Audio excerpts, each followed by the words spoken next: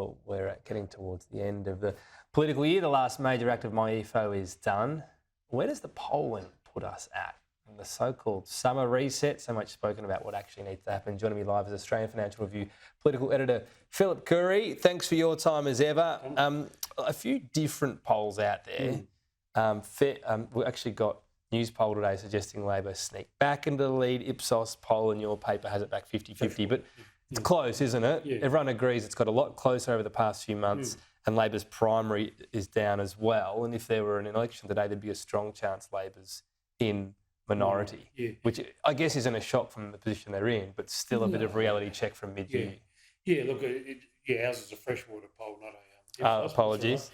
Look, we had them at 50-50 on the two-party. Newspoll had Labor back 52-48, so sort of margin of error stuff, but the construction you put on it is relative to your last poll.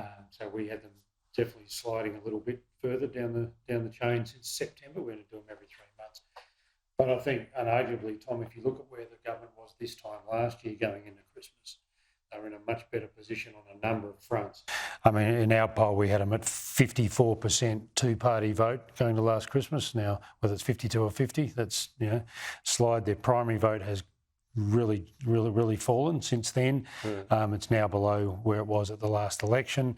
But the big falls are in the Prime Minister's approval ratings and his preferred Prime Minister. Yeah. And we looked into the issues as well. They've lost their lead as economic managers. They've lost their lead on managing the cost of living.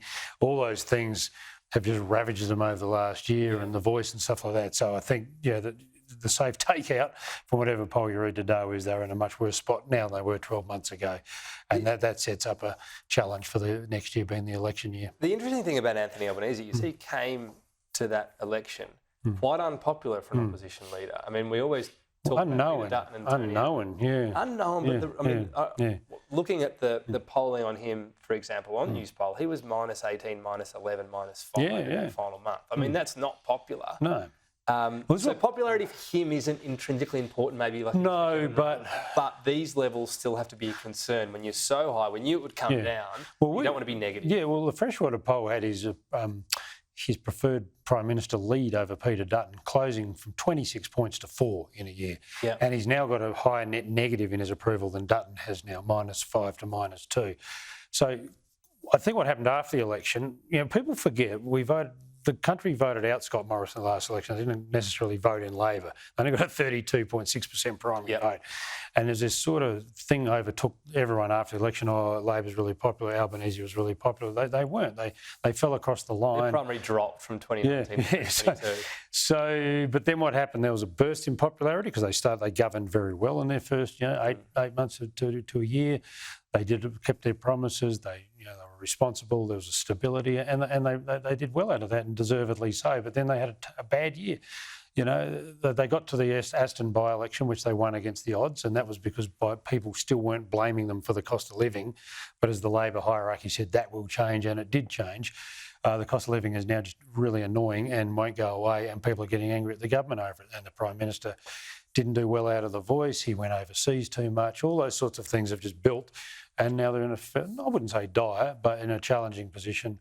They've got a year and a bit to turn it around, and they could well do. I mean, this isn't translating into great gouts of support for the opposition, although their primary vote in the poll today was pretty good, 39 now. So when we talk, I mean, it's probably the most spoken about phrase at this time of year now, the summer reset. Yeah.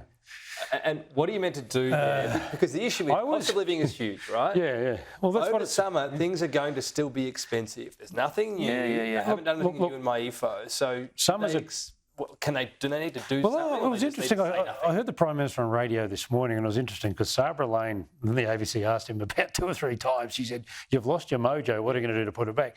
And not once did he dispute he'd lost his mojo. He said, "Well, what I'll do is a blah, blah, blah." Our plan, I heard a lot. Well, yeah, there's reading that list, which is sort of like a dot point thing, like a speaking, what do they call them, speaking points or whatever they issue for the office. Didn't sound that convincing, but what I found even more interesting was he didn't dispute the premise of the question, that he'd lost his mojo. He said, "Well, Sabra, what I'll do is is X, Y and Z. So I just think he's off his game at the moment and he needs to get on his game. The trouble and this used to happen a lot with the Howard government, a lot of governments, people go away over summer, talk amongst family and friends and come back and the polls are often worse than they were for the incumbent than they were going into the worry because things are still ticking up. But look, they've got another budget, Tom, in May, and I think it's now beyond doubt, as the Prime Minister and the Treasurer have now said, they'll do stuff on cost of living, more power price relief, things like that. And as Jim Chalmers said last week in an interview with us, look, it's just going to stay rough for a while, but hopefully for Labor, inflation moderates, the RBA starts cutting rates, and once you look at the polls in WA at the moment, it's a lot different to the rest of the country. That's because they're not doing it so hard over there because things are a lot better. And if all the economic indicators start pointing in the right direction, it's all going to be in the timing, the next election.